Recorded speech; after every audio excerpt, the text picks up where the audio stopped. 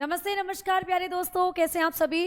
उम्मीद करती हूँ आप लोग बहुत अच्छे होंगे, बहुत ज़बरदस्त होंगे, बहुत बेहतरीन होंगे, एकदम बिंदास होंगे और एकदम शानदार होंगे। तो मैं भावना भाटी आप सभी प्यारे दोस्तों का स्वागत करती हूँ आपके अपने प्यारे से परिवार रोजगार विद अंकित एप्लीकेशन पर। जल्दी से सभी प्यारे दोस्त क्लास के साथ जुड़ जाएंगे। क्लास आप लोगों की शुरू हो गई है। तो सभी दोस्तों को नमस्कार, सभी प्यारे बच्चों को प्रणाम। आप सभी कैसे हैं? आशा है, उम्मीद है आप लोग बहुत अच्छे होंगे। बहुत अच्छे से आपका जो क्लासेस हैं वो चल रही होंगी और चीज़ों को आप अच्छे से समझकर कर रहे होंगे। तो भाई आ जाइए, सेशन को शुरू करते हैं। और रक्त की आज हमारी फिर से एक और क्लास होगी जिसमें हम लोग हमारी WBC, RBC और प्लेटलेट्स इनके बारे में करेंगे दोस्तों बातें। तो आइए हम लोग चीज़ों को शुरू करते हैं, ठीक है। तो आज के इस क्लास में हम लोग किसके बारे में बात करने वाले हैं? RBC के बारे में। Good evening, good evening. Prasad आ चुके हैं, मोना आ चुके हैं, सभी बच्चों के कमेंट्स मुझे नज़र आ रहे हैं। क्या आप लोग मुझे देख पा रहे हो? जल्दी बताओ। क्या आप सभी प्यारे दोस्त मुझे सुन पा रहे हैं? उम्मीद करती हूँ आप लोगों तक भी जो मेरी आवाज़ है वो पहुँच रही होगी। बच्चा बहुत अच्छे से आप लोग मेरी आवाज़ को सुन पा रहे होंगे। राम राम सभी को नमस्कार, ठीक है। चलिए, तो अब चीज़ों को शुरू करते हैं, सेशन को शुरू करते हैं। और हम कल की क्लास में जो चीज़ें पढ़ रहे थे वो पढ़ रहे थे RBC के बारे में। तो दोस्तों हमने कल की क्लास में पढ़ी थी RBC और RBC को शुरू किया था। मैंने बताया था RBC का आपको वैज्ञानिक नाम। तो हमने पहला पॉइंट लिखा था कि RBC जो होती हैं इनके जब हम लोग वैज्ञानिक नाम की बात करते हैं, साइंटिफिक नेम की बात करते हैं, तो इनका वैज्ञानिक नाम मैंने कल आपको बताया एरिथ्रोसाइट। क्या था दोस्तों? एरिथ्रोसाइट था। आपने इस पॉइंट को पढ़ लिया था, ठीक है, बहुत बढ़िया। तो एरिथ्रोसाइट हम लोग किसको कहते हैं? RBC को एरिथ्रोसाइट के नाम से जाना जाता है, RBC का वैज्ञानिक नाम, ठीक है। अब हमने बात करी थी कि मैम RBC का अमाउंट कितना होता है हमारे शरीर में। तो सबसे ज़्यादा पाई जाने वाली रक्त कोशिकाएं हैं RBC। हमारे शरीर में सबसे ज़्यादा यही पाई जाती हैं, 4.5 से 5.5 मिलियन में आपके शरीर में यही मिलती है, ठीक है। इसके बाद हमने बात करी थी कि मैम जो RBC होती हैं इनके हमने शेप को पढ़ा था कि इनकी शेप कैसी कैसी होती है।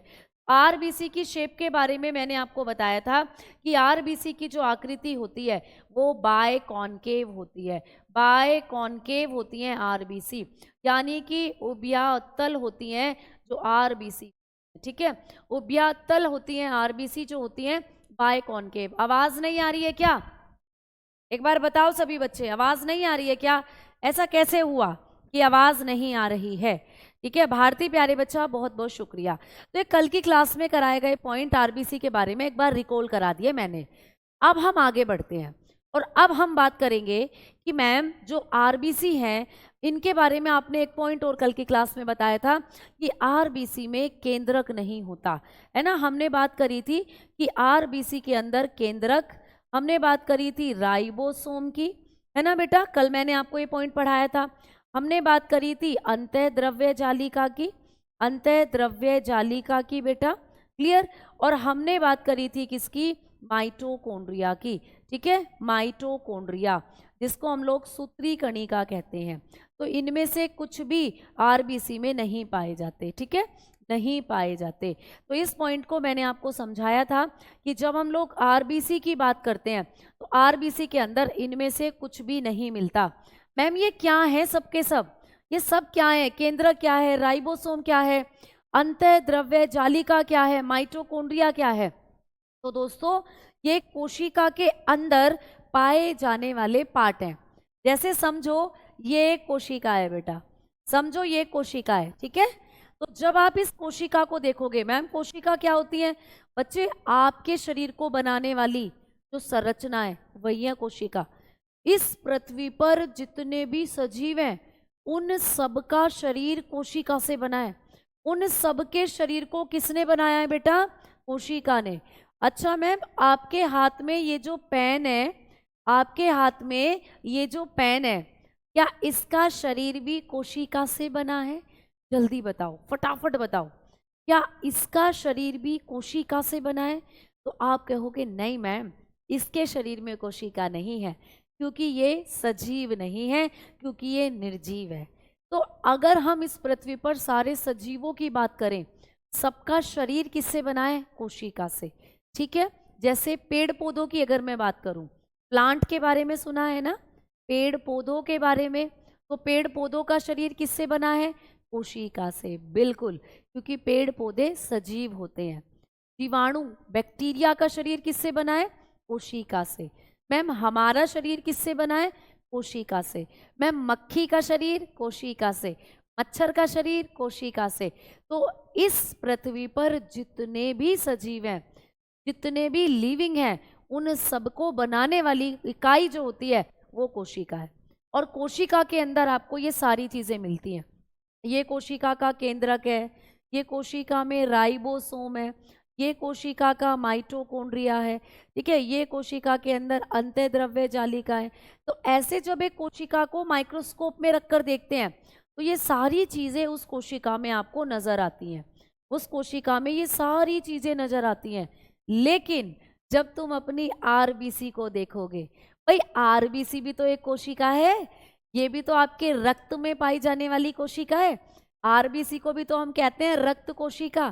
तो आरबीसी का नाम तो आप जानते ही हो ना, लाल रुधिर कोशिका कहते हैं इसको। तो दैट्स मीन ये भी एक कोशिका है। तो मैम क्या इसमें भी, आरबीसी में भी हमें ये सारी चीजें दिखती हैं ऐसे? तो हम कहेंगे नहीं, आरबीसी में तो आपको इनमें से कोई चीज दिखती ही नहीं है। इसीलिए आरबीसी स्पेशल है, इसीलिए आरबीसी से क्वेश्चन आता है पेपर में कि आपके शरीर की कौन सी ऐसी कोशिका है जिसमें ना तो केंद्रक होता है, ना राइबोसोम होते हैं, ना अंतःद्रव्य जालिका है, ना माइटोकॉन्ड्रिया है। तो आपने कहा ऐसी कोशिका होती है हमारी आरबीसी। तो इसीलिए हमने कल आपको लिखवाया था कि आरबीसी में ये चीजें कुछ नहीं पाई जाती। ठीक है, अब चलते हैं आगे। लेकिन मैम आपने 2 जानवर हमें ऐसे बताए थे जिनके अंदर हमें आरबीसी में ये सारी चीजें मिलती हैं। बिल्कुल, तो हम अपवाद की बात करेंगे आज की इस क्लास में। अपवाद बोले तो एक्सेप्शन, मतलब एक ऐसी चीज जो हटकर है, जो एकदम अलग है। तो अलग क्या है? जब हम लोग बात करते हैं दोस्तों ऊंट की, तो आप लोग लिखोगे ऊंट तथा लामा, ऊंट तथा लामा की आरबीसी में, ठीक है, लामा की आरबीसी में क्या पाया जाता है बेटा? केंद्रक पाया जाता है। तो ये क्वेश्चन आपको पेपर में पूछा गया है कि कौन सा ऐसा जंतु है जिसकी आरबीसी में केंद्रक पाया जाता है? तो आपने बताया ऊंट तथा लामा। ठीक है, तो पहले लिख लीजिएगा कैमिल एंड लामा, ठीक है, कैमिल एंड लामा आरबीसी, ठीक है, लामा आरबीसी हैव न्यूक्लियस। तो इनकी आरबीसी में दोस्तों केंद्रक मिलता है। समझ में आ गई बात? देखो अब यहां समझ के चलोगे आप लोग।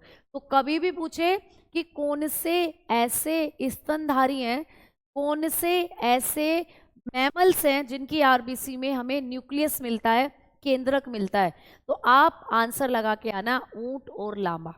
ठीक है बेटा, ऊंट और लामा क्या होते हैं? मैम मेरे डाउट का एक बच्चे का कमेंट था, निकल कर भाग गया है कमेंट, क्योंकि चल रहे हैं लगातार कमेंट। अच्छा आ जाओ, अब आगे बात करते हैं। टेलीग्राम ग्रुप खुलता है बेटा, टेलीग्राम ग्रुप पर आपको रिप्लाई करने, मतलब मैंने रिप्लाई कल भी किए थे, रात 8 से 10 खुलता है। साइंस स्पेशल वालों के लिए साइंस स्पेशल का टेलीग्राम ग्रुप भी है। ठीक है, चलो अब आ जाओ, आगे बात करते हैं हम लोग। एक रिलेशन, हेमोफीलिया रोग एक रिलेशन से दूसरे रिलेशन में फैलता है, शायद ऐसे करके कुछ कमेंट था बेटा। मम्मी पापा से बच्चों में जाता है, अगर मम्मी पापा को है तो बच्चों में जा सकता है, फिर उनसे उनके बच्चों में जा सकता है हेमोफीलिया। ठीक है, चलो बेटा कमेंट सबके आ रहे हैं, अभी थोड़ी देर कमेंट को कम कर दो और पढ़ाई पर शुरू करो चीज़ों को। बेटा ज़्यादा से ज़्यादा कंटेंट आज कराने की कोशिश करूंगी, ठीक है, इसीलिए आप लोग चीज़ों को क्या करें, अच्छे से समझे, कमेंट कम करें। अब देखो, जब हम लोग ऊंट और लामा की आरबीसी की बात करते हैं, जब हम लोग बात करते हैं कि मैम कैमिल और जो लामा होता है इनकी आरबीसी को, इनकी आरबीसी में क्या अंतर है, तो बेटा ये तुम्हारी आरबीसी है, देखो ये मानव की आरबीसी होती है। ये किसकी आरबीसी है? मानव की आरबीसी है। आपकी आरबीसी में देखो आपको केंद्रक कहीं नहीं दिख रहा, लेकिन जब आप ऊंट की आरबीसी देखते हो बेटा, है ना, ऊंट की आरबीसी जब आप लोग देखते हो तो आपको यहाँ पर केंद्रक नजर आता है। तो ऊंट की आरबीसी में आपको केंद्रक मिलता है। क्यों? क्योंकि ऊंट की आरबीसी की जो शेप होती है वो भी आपको याद रखनी है।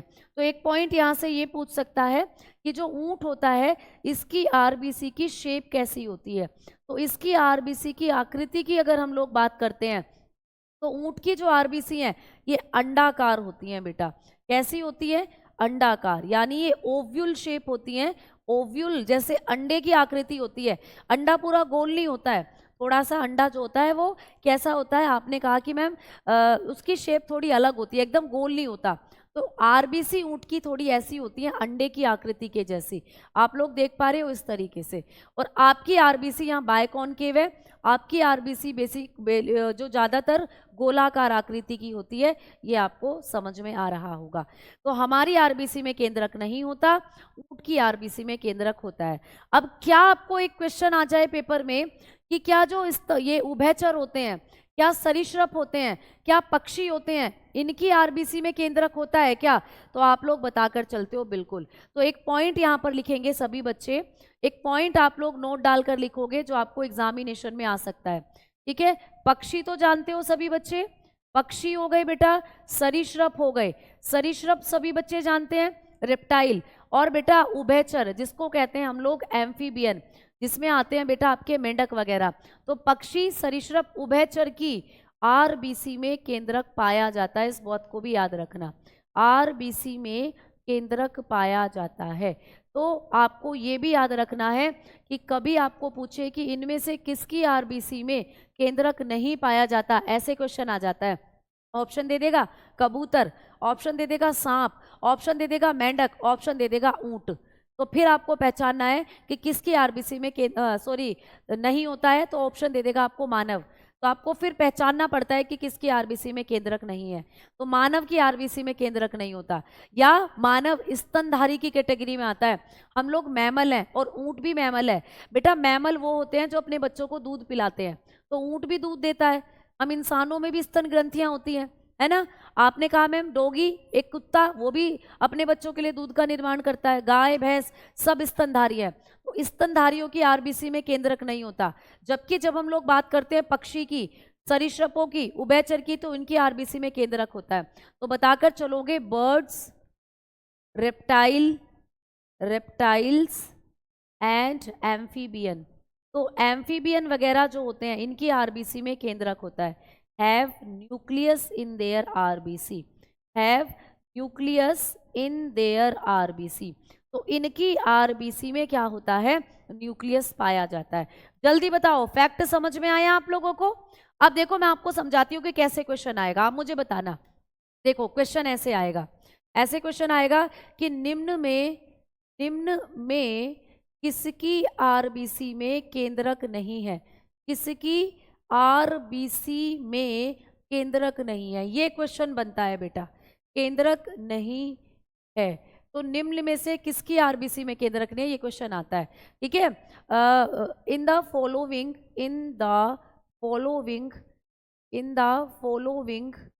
which RBC do not have, which RBC not have nucleus, not have nucleus। अब सारे बच्चे आंसर बताना कि क्या होगा सही। ठीक है, ऑप्शन दे रही हूँ बेटा, किसकी आरबीसी में केंद्रक नहीं है। ऑप्शन ए हो गया, आपको पूछा जाएगा मछली। ठीक है, आपको बी ऑप्शन दे दिया कबूतर, आपको ऑप्शन दे दिया बेटा कबूतर। क्लियर। सी ऑप्शन दे दिया आप लोगों को छिपकली, सी ऑप्शन दे दिया आप लोगों को क्या? छिपकली, लिजर्ड। और डी ऑप्शन दे दिया आप लोगों को कुत्ता। तो मुझे बताओ किसकी आरबीसी में केंद्रक नहीं है, फटाफट बताओ सारे बच्चे। फिश आपको ऑप्शन दे दिया, आपको ऑप्शन दे दिया पीजन। ठीक है, पीजन आपको ऑप्शन दे दिया, आपको लिजर्ड ऑप्शन में रख दिया, लिजर्ड, एंड आपको ऑप्शन में रख दिया डॉग। तो जल्दी से बताओ किसकी आरबीसी में केंद्रक नहीं है, जल्दी बताओ सारे बच्चे। क्या कह रहा है कि निम्न में से किसकी आरबीसी में केंद्रक नहीं है, ऑप्शन दे रहा है। जल्दी से बताओ कौन सा ऑप्शन सही होगा, जल्दी से बताओ कौन सा ऑप्शन सही होगा।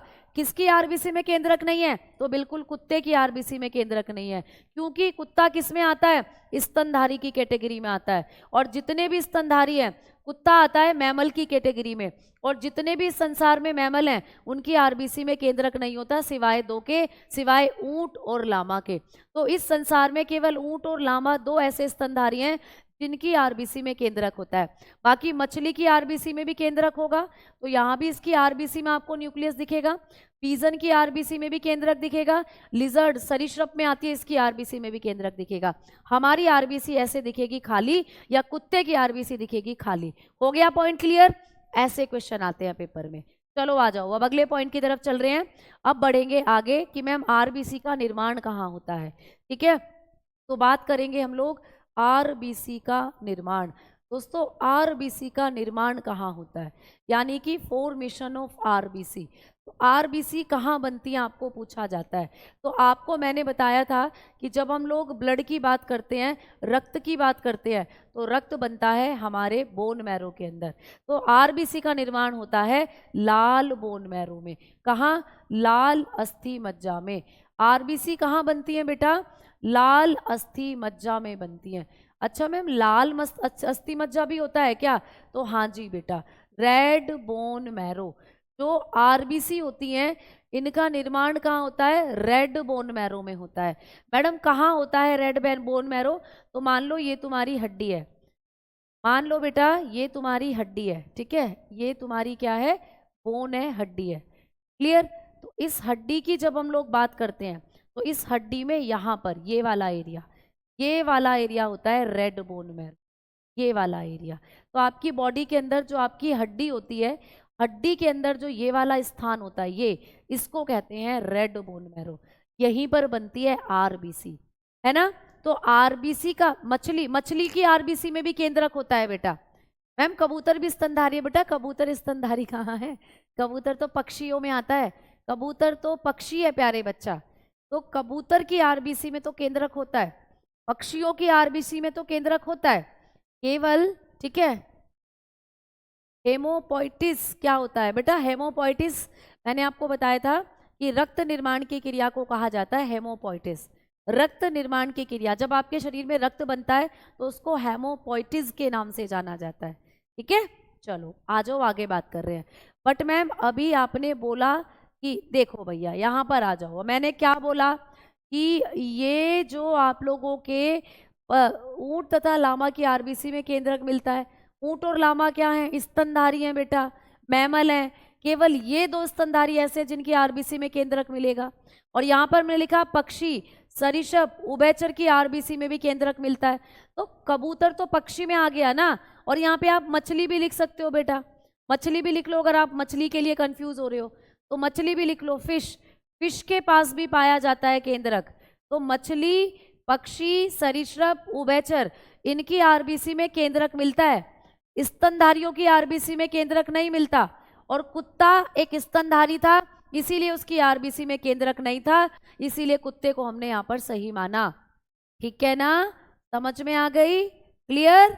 चमगादड़ स्तनधारी में आती है। अगर यहाँ चमगादड़ ऑप्शन होता तो चमगादड़ फिर सही हो जाता। ठीक है, चमगादड़ स्तनधारी में आती है बेटा, वो बाद में पढ़ेंगे हम कौन स्तनधारी में आता है, कौन सरीसृप में, वो पूरा चैप्टर है, उसको कराऊंगी। ठीक है, चलो आ जाओ। तो यहाँ पर ये होता है रेड बोन मैरो। इस रेड बोन मैरो में ही आप लोगों का क्या बनता है बेटा? आप बताते हो आरबीसी बनती है। ठीक है, क्लियर? आ जाओ आगे बात करते हैं। अब बात आती है कि इस रेड बोन मैरो में कौन सा ऐसा हार्मोन है जो आरबीसी बनाने का काम करता है।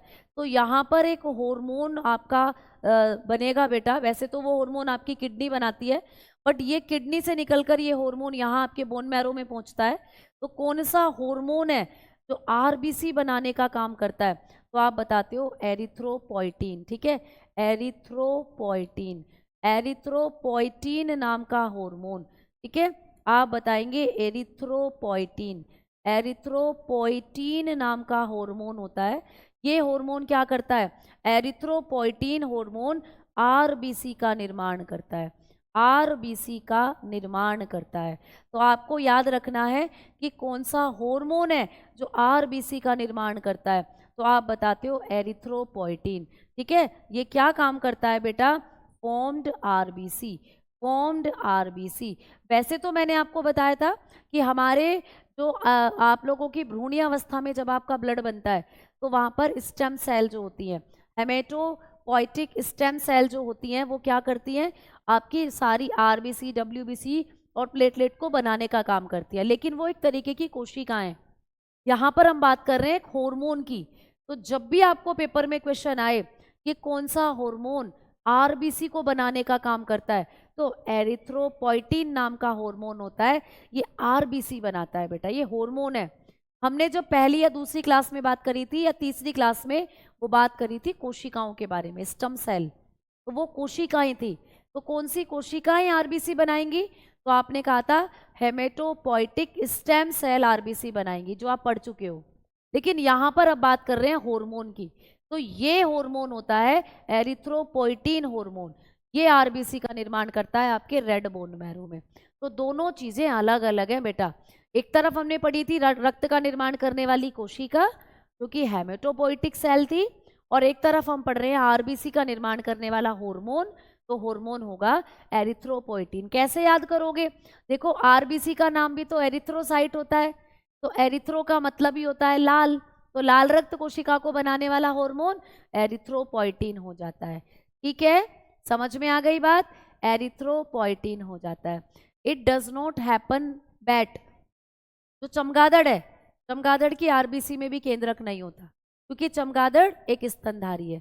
ठीक है। अच्छा, एक बच्चा कह रहा है कि पूरा लिखा करो। बेटा यहाँ पर क्या दिक्कत आ रही है बताओ? लिखवा, यहीं पर मैं यही चीज लिखवाती कि एरिथ्रोपोइटिन हार्मोन होता है बेटा, ये क्या करता है? आरबीसी का निर्माण करता है। लिख लो सेम ऐसे ही। एक हार्मोन है जिसका नाम क्या है? एरिथ्रोपोइटिन। क्या काम करता है? आरबीसी का निर्माण करता है। कोई दिक्कत मेरे बच्चा? कोई दिक्कत नहीं। आरबीसी का निर्माण कहाँ होता है? लाल अस्थि मज्जा में। ठीक है। अगर आप पूरा लाइन टू लाइन चीजें लिखना चाहते हो तो वो तो बहुत गलत है बेटा, फिर तो तुम कॉपियां भरते रह जाओगे, फिर तो तुम कॉपियां भरते रह जाओगे बेटा। तो इसीलिए आपको यहाँ पर चीजें स्मार्ट तरीके से पढ़नी है। कम कम कॉपियां भरो, सिलेबस को पढ़ो ज्यादा, समझो ज्यादा कंटेंट को। आ जाओ आगे बात करते हैं। तो आपको यहाँ पर ये मुद्दा भी कंप्लीट हो गया। अब जब आपकी आरबीसी बन जाती है बेटा, तो इनकी मृत्यु भी होती है। ठीक है, इनकी क्या होती है प्यारे दोस्तों? मृत्यु भी होती है। तो आपको पूछा जाएगा कि मैम आरबीसी का जीवन काल कितना होता है? आरबीसी का जीवन काल, ये भी क्वेश्चन आता है। आरबीसी का जीवन काल कितना होता है? लाइफ स्पैन ऑफ आरबीसी आपको पूछता है, लाइफ स्पैन ऑफ आरबीसी। ठीक है, तो आरबीसी का जीवन काल कितना होता है, ये क्वेश्चन आता है बेटा। हमारे शरीर में जो आरबीसी है ना, ये 120 दिन तक जिंदा रहती हैं। तो इनका जीवन काल कितना होता है? 120 दिन होता है। ये डायरेक्टली क्वेश्चन आता है कि आरबीसी का जीवन काल कितना होता है। तो आप बताते हो 120 डेज। आरबीसी का जीवन काल 120 दिन होता है। 120 दिन तक जिंदा रहती है आपकी आरबीसी, उसके बाद मर जाती हैं बेटा, उसके बाद मर जाती हैं। अच्छा, बोर्ड के कलर में क्या दिक्कत आ रही है? बोर्ड का कलर तो एकदम सही है बेटा, एकदम लाइट कलर है। आपको बहुत ज्यादा दिक्कत तो यहाँ पर नहीं होनी चाहिए, आदत पड़ जाएगी, अभी 2-3 दिन और पढ़ोगे तो। आरबीसी का कितने दिन तक जिंदा रहती है बेटा? आरबीसी 120 दिन तक जिंदा रहती है। अच्छा मैम, उसके बाद मर जाती हैं? हाँ जी बेटा। कहाँ पर मरती है आरबीसी की? मैम डेथ कहाँ पर होती है? आरबीसी की मृत्यु कहाँ होती है, ये आपको पूछ ले तो आप लोग बताओगे कि आरबीसी की जो मृत्यु होती है, आरबीसी की जो डेथ होती है, वो होती है बेटा कहाँ? स्प्लीन के अंदर। तो आप लोग बताकर चलते हो कि आरबीसी जब आपके शरीर में मर जाती हैं तो इनकी मृत्यु स्प्लीन में होती है। ये बहुत अच्छा प्रश्न है, प्लीहा में होती है। ये पूछा जाता है कि आरबीसी की मृत्यु कहाँ होती है, तो आप बताते हो प्लीहा में होती है, स्प्लीन में होती है बेटा। ठीक है, स्प्लीन यानी कि प्लीहा जिसको कहते हो। तो आरबीसी की डेथ के बारे में जब क्वेश्चन आएगा तो आपको बताना है कि आरबीसी की मृत्यु प्लीहा में होती है, स्प्लीन में होती है। मैम प्लीहा क्या होता है? मैम स्प्लीन क्या होता है? तो आपके शरीर में जैसे लीवर होता है ना, वैसे ही ये एक ऑर्गन है आपकी बॉडी का। ठीक है, ये एक ऑर्गन है आपकी बॉडी का जिसको हम लोग कहते हैं बेटा स्प्लीन, ठीक है। अभी देखो आप लोग प्यारे दोस्तों कमेंट पर इतना ज़्यादा कंसंट्रेट करते हो कि पढ़ नहीं पाते हो आप लोग। पढ़ लो पहले, जब भी कोई आपका, मैं बोल रही हूँ ना, मैं अभी लास्ट के 5 मिनट आपके डाउट भी लूंगी। और डाउट सेक्शन बन चुका है, डाउट ग्रुप बन चुका है बेटा। आपके कोई भी डाउट आप पूछो वहां पर अपना डाउट जी भर के। अभी फिलहाल क्लास में पढ़ लो बेटा, ठीक है, एकदम चीज़ों को समझ लो। तुम्हारे मन की जो क्यूरियोसिटी है इनको थोड़ा सा शांत करो।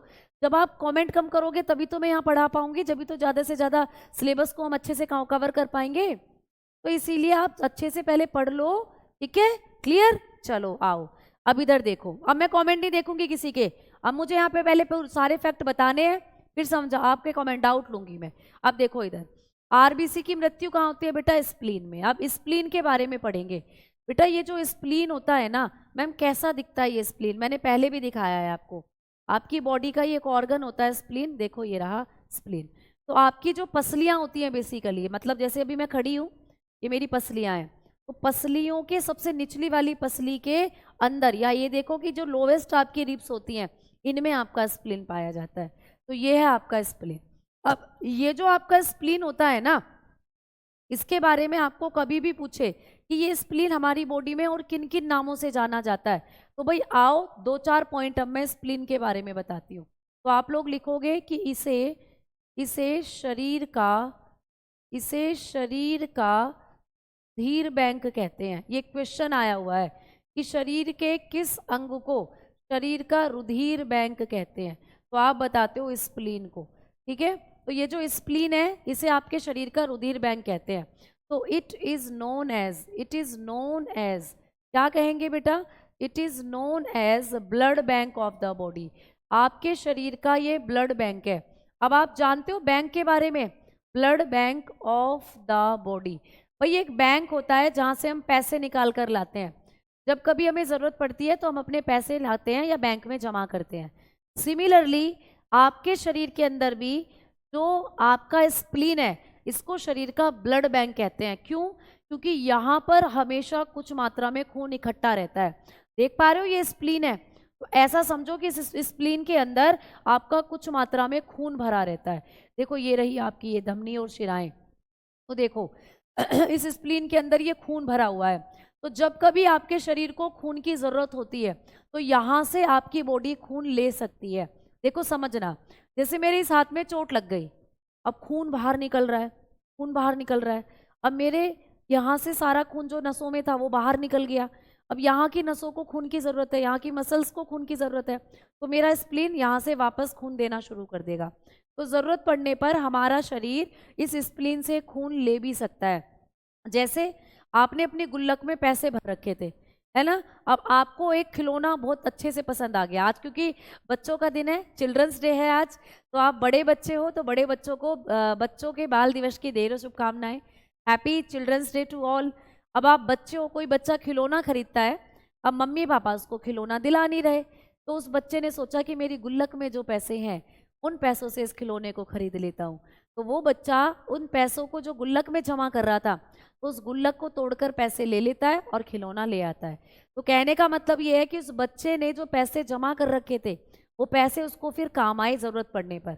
तो सिमिलरली ये रक्त की गुल्लक है, ये आपके खून की गुल्लक है स्प्लीन, इसमें रक्त भरा रहता है बेटा। जब कभी आपके शरीर को खून की ज़रूरत होती है तो यहाँ से खून आपकी बॉडी में ट्रांसफ़र हो जाता है, यहाँ से आपके अंगों में खून चला जाता है, और जब यहाँ का भी खून खत्म हो जाता है तब रोगी की मृत्यु हो जाती है। एक्सीडेंट वगैरह के केस में यही होता है कि शरीर से सारा खून बाहर निकलता है, तो स्प्लीन फिर अंगों तक सप्लाई करने लगता है ब्लड की। अब फिर स्प्लीन का भी ब्लड खत्म हो जाता है तो फिर रोगी की मृत्यु हो जाती है। तो ये आपकी बॉडी के अंदर एक क्या है, एक ब्लड बैंक की तरह काम करता है। तो ये आपके शरीर का रुधिर बैंक है। समझ में आ गई बात? इसी को हम लोग क्या कहते हैं? इसी को कहा जाता है आरबीसी का कब्रिस्तान। तो इसे आरबीसी का कब्रिस्तान भी कहते हैं। क्यों? कब्रिस्तान जानते हो क्या होता है? तो इसे आरबीसी का कब्रिस्तान कहते हैं। ये क्वेश्चन भी पेपर में आया है कि शरीर के किस अंग को कब्रिस्तान के नाम से जाना जाता है, तो इसी को कब्रिस्तान कहते हैं। तो इसको कहा जाता है known as known as graveyard of body. इसको ग्रेवयार्ड ऑफ आरबीसी कहते हैं। ये आरबीसी का ग्रेवयार्ड है बेटा, आरबीसी का कब्रिस्तान है। ठीक है, राइबोसोम, अंत्यद्रव्य जालिका, कुछ इन सब के पास सब कुछ होता है। जो पक्षी हैं, सरीसृप है, इन सब की आरबीसी में सब कुछ मिलेगा, केंद्रक भी मिलेगा। लेकिन हमारी आरबीसी में ना तो केंद्रक है और ना कुछ है। समझ में आ गई बात? ये होता है बेटा। क्लियर?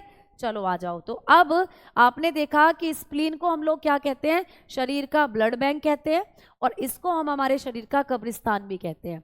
ये हमारे शरीर में किस तरफ होता है? तो ये शरीर की बाईं ओर, यानी कि शरीर में पसलियों के अंदर ये पाया जाता है। ठीक है, पसलियों में बाईं ओर होता है बेटा। कहाँ होता है? बाईं ओर पाया जाता है। तो ये आपको कहाँ पाया जाता है ये भी पूछ सकता है। तो ये आपके शरीर में पसलियाँ जो होती हैं उनमें बाईं ओर पाया जाता है बेटा। जैसे कि अभी मैं यहाँ खड़ी हूँ, तो ये मेरा राइट है, ये मेरा लेफ्ट है, तो लेफ्ट साइड में है मेरा स्प्लीन, और लीवर मेरा राइट साइड में है, तो ये अपोजिट डायरेक्शन में होते हैं। ठीक है, तो ये कहाँ होता है? बाईं ओर पाया जाता है। इट इज प्रेजेंट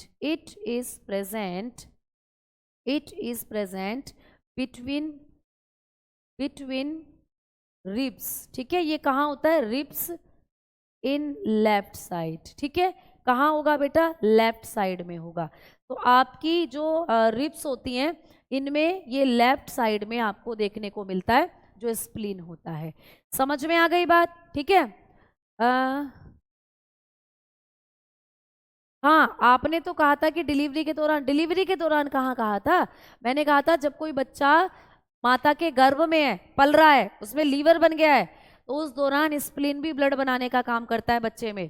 तो बच्चा जो माता के पेट में है अभी, उस बच्चे के अंदर जब लीवर बन गया है तो उस लीवर के साथ साथ स्प्लीन भी बनता है, और स्प्लीन भी ब्लड निर्माण का काम करता है। तो एक बच्चे में दोनों अंग मिलकर, एक भ्रूण में दोनों अंग मिलकर रक्त निर्माण का काम करेंगे, लीवर भी और स्प्लीन भी। और इसी स्प्लीन में जब हम वयस्क हो जाते हैं, हड्डियों में ब्लड बनने लगता है, तो इसी स्प्लीन के अंदर जाकर आरबीसी मरना शुरू हो जाती है। तो आपकी आरबीसी की जो डेथ होती है वो स्प्लीन में ही होती है, और इसीलिए स्प्लीन को आरबीसी का कब्रिस्तान कहते हैं। आ गई बात समझ में? ठीक है, चलो आगे बात करते हैं। अब आगे बढ़ेंगे, और आगे बढ़ेंगे तो अगले पॉइंट की तरफ बढ़ेंगे कि दोस्तों अब आरबीसी से आपको पूछा जाएगा कि मैम आरबीसी जो होते हैं इनकी संख्या जब हमारे शरीर में कम हो जाती है, ज़्यादा हो जाती है, तब कौन सी परेशानी होती है? तो आरबीसी की संख्या से रिलेटेड आपको कुछ पॉइंट पेपर में पूछा जाता है। आरबीसी की संख्या है ना, नंबर ऑफ आरबीसी। जैसा कि मैंने कहा कि आरबीसी आपके शरीर में सबसे ज़्यादा होती हैं बेटा, तो इनकी संख्या आपके शरीर में मैम कम हो जाए तो क्या हो जाएगा? तो भाई यहाँ पर 2 पॉइंट आपको याद रखने हैं। आरबीसी की संख्या जब शरीर में कम हो जाती है बेटा, ठीक है, कम हो जाती है तो कौन सी बीमारी हो जाती है? तो हमारे शरीर में जब आरबीसी की संख्या कम हो जाती है, लेस अमाउंट ऑफ आरबीसी, या आपके शरीर में आरबीसी कम हो जाता है, तो दोस्तों एक बीमारी हो जाती है। उस बीमारी को कहते हैं पॉलीसाइथीमिया। तो एक रोग हो जाता है प्यारे बच्चा। कौन सा रोग? तो आप बताते हो पॉलीसाइथीमिया हो जाता है। पॉलीसाइथीमिया, तो पॉलीसाइथीमिया नाम की बीमारी हो जाती है, पॉलीसाइथीमिया हो जाता है। तो जब आरबीसी हमारे शरीर में क्या हो जाती है बेटा? कम हो जाती हैं, तो इनकी कमी की वजह, अधिक हो जाती हैं तो पॉलीसाइथीमिया होगा। अभी हमने कम लिखा हुआ है। तो हमारे शरीर में एनीमिया रोग हो जाता है। क्या होता है बेटा? एनीमिया। अभी हम कमी लिख रहे हैं ना, कमी, तो एनीमिया रोग हो जाता है। आरबीसी जब आपके शरीर में कम होती है तो कौन सी बीमारी हो जाती है? एनीमिया रोग हो जाता है। ठीक है, एनीमिया। अब एनीमिया क्या होता है? कई बच्चे ये सोचेंगे, तो बेटा जो एनीमिया होता है ये होता है रक्त की कमी हो जाना। तो जब हमारे शरीर में आरबीसी की कमी हो जाती है तो एक बीमारी होती है जिसको कहते हैं एनीमिया। क्लियर हो गया पॉइंट? चलो, अब जब मैम ये हमारे शरीर में बहुत ज़्यादा हो जाती हैं, यानी कि आपने बताया था 4.5 से 5.5 मिलियन होती हैं आरबीसी, मैम इससे भी बहुत ज़्यादा हो जाए भैया, 6 मिलियन हो जाए, 7 मिलियन हो जाए आरबीसी हमारे शरीर में, तो क्या दिक्कत होगी? तो बेटा जब इनकी संख्या अधिक हो जाती है आपके शरीर में, जब ये अधिक हो जाती हैं बेटा, तो तब कौन सी बीमारी हो जाती है, ये पूछा जाएगा। तो आरबीसी जब हमारे शरीर में मोर अमाउंट में हो जाती हैं, बहुत ज्यादा मात्रा में हो जाती हैं, तो तब भी एक बीमारी होती है बेटा, जिसको कहा जाता है पॉलीसाइथीमिया। तो अब लिखोगे पॉलीसाइथीमिया। तो पॉलीसाइथीमिया नाम की जो बीमारी होती है मैम, ये कब होती है, तो आप बताते हो जब आरबीसी बहुत ज़्यादा हो जाती हैं, पॉलीसाइथीमिया रोग हो जाता है।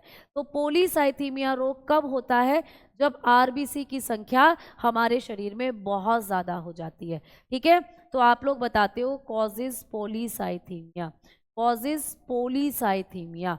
तो पॉलीसाइथीमिया हो जाएगा बेटा, ये आपको याद रखना है। मैम पॉलीसाइथीमिया में क्या होता है, आपके चेहरे पर एलर्जी, आपकी पूरी बॉडी पर एलर्जी, पूरा शरीर लाल हो जाता है, ये होता है पॉलीसाइथीमिया। ठीक है, मैम एक एनीमिया होता है, एनीमिया जो होता है बेटा उसमें खून की कमी हो जाती है शरीर में। तो आरबीसी भी कई बार जब आपके शरीर में कम होती हैं तो उसको हम एनीमिया ही कह देते हैं। ठीक है, अब जब आरबीसी आपके शरीर में बहुत ज्यादा हो गई, इनकी संख्या बहुत, मैंने कहा ना एक लिमिट नंबर रहता है, कितना नंबर रहता है आरबीसी का भाई, ये 4.5 से 5.5 होती है हमारे शरीर में। अब इससे कम हो गई बेटा, इससे इनकी संख्या कम हो गई भाई, 4.5 से 5.5 मिलियन से कम हो गई, तो कम हो जाती हैं तो एनीमिया हो जाएगा बेटा।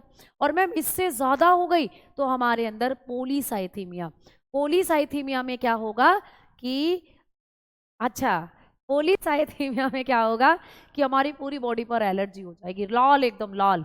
अब मैम लाल तो कश्मीर के लोग भी रहते हैं, कभी गए हो कश्मीर, कभी कश्मीरी एप्पल खाए हैं, तो कश्मीर की लड़कियां भी बड़ी लाल लाल गाल होते हैं उनके, कश्मीर के लोग ही बड़े लाल रहते हैं। क्यों, क्योंकि एक तो वहाँ ठंड बहुत होती है, ठंड में भी कई बार हम खुद हमारी नाक लाल हो जाती है। दूसरा, वहाँ के जो लोग हैं वो ऊंचाई पर रहते हैं, कश्मीर ऊंचाई पर है, हिली एरिया पर है, तो वहाँ ऑक्सीजन कम रहती है बेटा। अब ऑक्सीजन कम रहती है तो वहाँ के लोगों के शरीर में आरबीसी अपने आप ज्यादा रहती हैं। एक चीज समझना, एक पॉइंट आपको लिखवाती हूँ जो पेपर में आता है कि आरबीसी की संख्या कब घट जाती है आपके शरीर में, कब बढ़ती है। तो जब हम लोग बात करते हैं तो एक पॉइंट लिखेंगे आप नोट डालकर, एक पॉइंट आपको लिखना है बेटा नोट डालकर। ठीक है, तो आप लोग लिखोगे कि पर्वतीय क्षेत्रों पर, पर्वतीय क्षेत्रों पर रहने वाले, पर्वतीय क्षेत्रों पर रहने वाले लोगों में, रहने वाले लोगों में, ठीक है, आरबीसी की संख्या सामान्य से ज्यादा होती है। लोगों में आरबीसी की संख्या, आरबीसी की संख्या सामान्य से अधिक होती है। सामान्य बोले जितनी हमारे अंदर है ना आरबीसी नॉर्मली, उससे कहीं ज्यादा होती है उनके अंदर, तो संख्या सामान्य से अधिक होती है। तो ये एक पॉइंट है जो पेपर में पूछा जाता है, आपको ये पूछा जाता है, ये फैक्चुअल क्वेश्चन है बेटा, ये पेपर में आता है कि पर्वतीय क्षेत्रों पर रहने वाले लोगों में आरबीसी की संख्या सामान्य लोगों की तुलना में व्हाट पूछ लेता है, क्या होती है, अधिक होती है, कम होती है, बराबर रहती है, कभी कभी ज्यादा हो जाती है, ऐसे ऑप्शन दे देता है। तो आप लोगों को बताना है कि पर्वतीय क्षेत्रों पर, पहाड़ी क्षेत्रों पर जो लोग रहते हैं ना, उनके अंदर प्यारे बच्चा जो आरबीसी होती हैं इनकी संख्या ज्यादा रहती है। तो क्या मैम उन्हें पॉलीसाइथीमिया हो जाता है, आपने अभी बताया कि जब आरबीसी की संख्या ज्यादा होती है तो पॉलीसाइथीमिया हो जाता है, तो क्या पहाड़ी लोग जो होते हैं जो पर्वतीय क्षेत्रों पर रहते हैं उनको भी पॉलीसाइथीमिया हो गया क्या? तो हम कहेंगे नहीं बेटा, उनकी बॉडी ऐसे ही है, उनकी बॉडी में नेचुरली है ये चीज।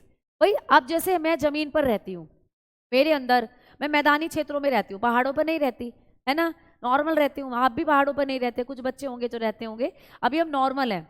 अब तो मेरी शरीर में अगर आरबीसी भैया ज्यादा हो गई तो तब मैं बीमार कहलाऊंगी, मुझे पॉलीसाइथीमिया हो जाएगा, मेरी बॉडी में एलर्जी हो जाएगी।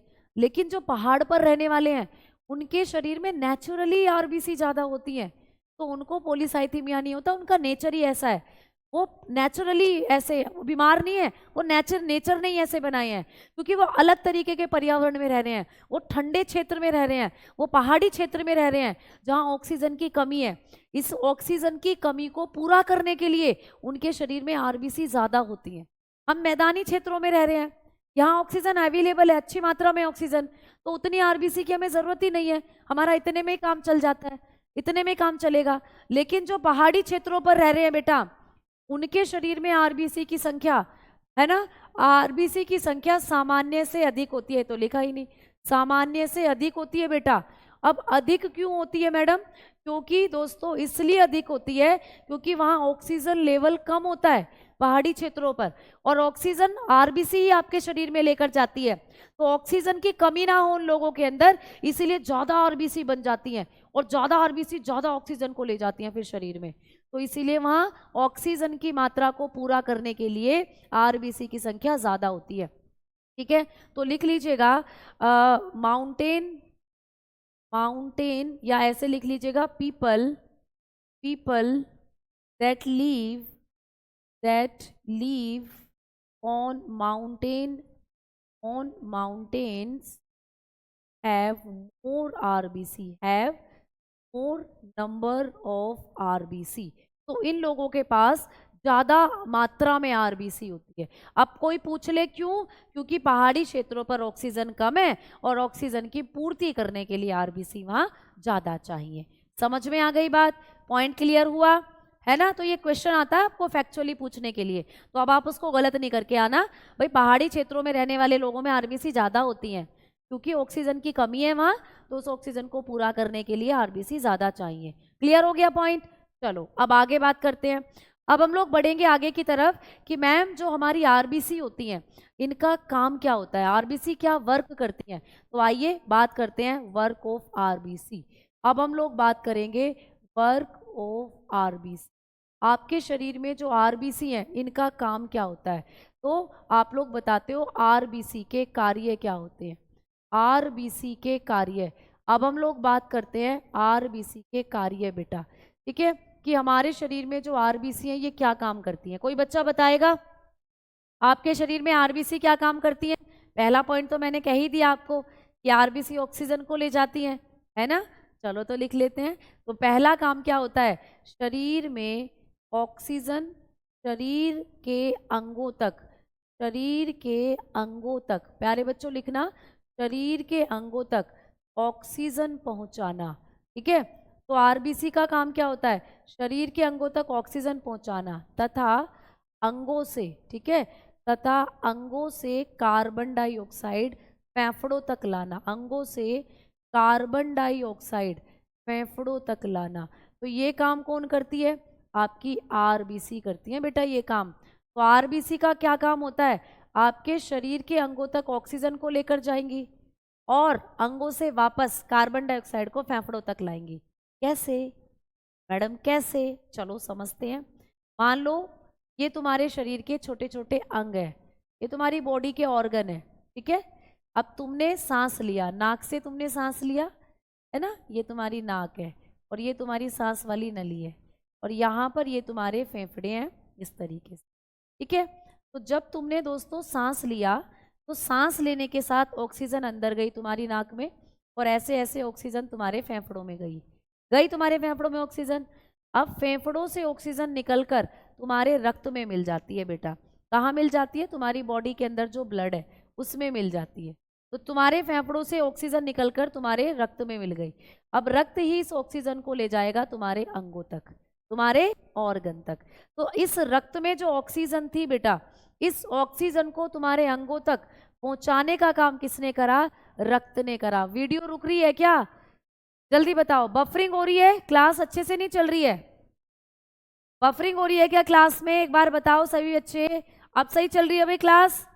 जल्दी से बताएंगे सभी प्यारे दोस्त। अभी भी बफरिंग हो रही है ना? एक सेकंड रुको, एक सेकंड, एक सेकंड रुकेंगे सभी बच्चे। बफरिंग हो रही है क्लास में, है ना? एक सेकंड रुको, मुझे भी दिख रहा है साइड में बफरिंग हो रही है, एक सेकंड रुकेंगे बस।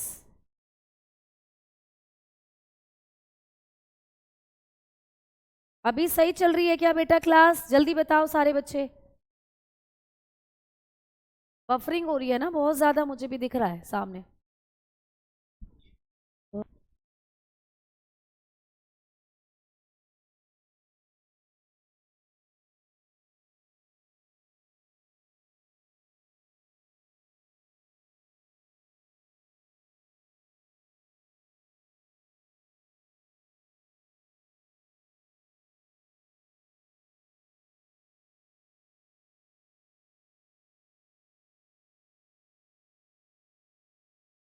मुझे भी दिख रहा है बेटा कि क्लास थोड़ी सी सही चल नहीं रही है, बफरिंग हो रही है, वो एप्लीकेशन का इशू है। अभी मैंने कॉल करी है तो कॉल करके मुझे पता चला है ये इशू बन रहा है एप्लीकेशन के अंदर। हाँ, वीडियो रुक रही है, बीच में चल नहीं रही है, अभी भी मैं देख रही हूँ गोल गोल घूमे जा रहा है सर्कल। ये एप्लीकेशन में इशू आ रहा है बेटा। हाँ हाँ, बफरिंग हो रही है बिल्कुल। एक सेकेंड रुकेंगे।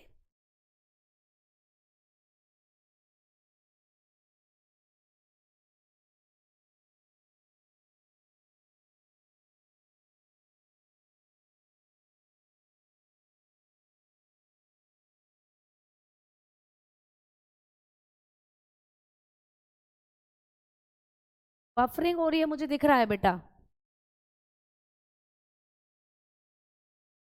अभी तो मुझे बिल्कुल भी यहाँ पे मैं दिख ही नहीं रही हूँ कि क्या हो रहा है। नहीं चल रहा है ना, बफरिंग हो रही है, बफरिंग बहुत ज़्यादा हो रही है।